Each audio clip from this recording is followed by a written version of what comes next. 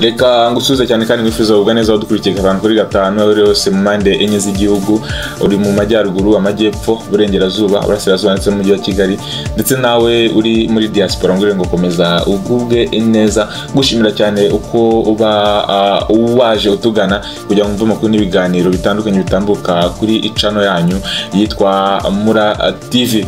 The Ben na Bruce Melody bashize umukono ku masezerano y'imikoranire, bemeranya gufatanya mu bitaramo bitandukanye bahereye kuri The New Year Groove The Ben ateganya gukora mu mpera z'uyu mwaka.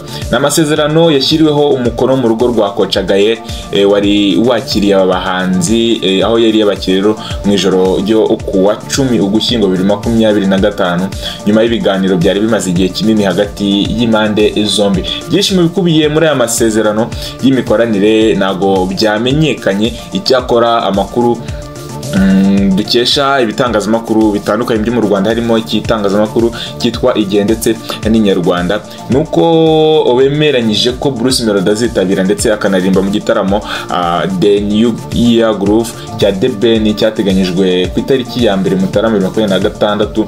The Ben nawe agomba kuzitabira ibitaramo bizenguruka intara Bruce Melody ateganya gukora mu mwaka 2026 nkuko amasezerano bamaze gushyiraho umukono abihamya. Rero impande zombi zigomba kuzagenda zuzuza iby'amasezerano ateganya. Aya masezerano yashyizweho umukono mu gihe cy'iminsi ishize, hari igihe rero cy'imbanziriza umushinga wayo cyari icyagiye hanze. Iki gice rero cy'ingenzi kigaragaza ko buri muhanzi mbere yo kwitabira igitaramo cya mugenzi we azajya abanza agahabwa miliyoni 10 z'amafaranga y'u Rwanda iyo kwitegura. Kugeza ubu The Ben ari mu myiteguro y'igitaramo ngaruka mwaka yise The New Year Groove.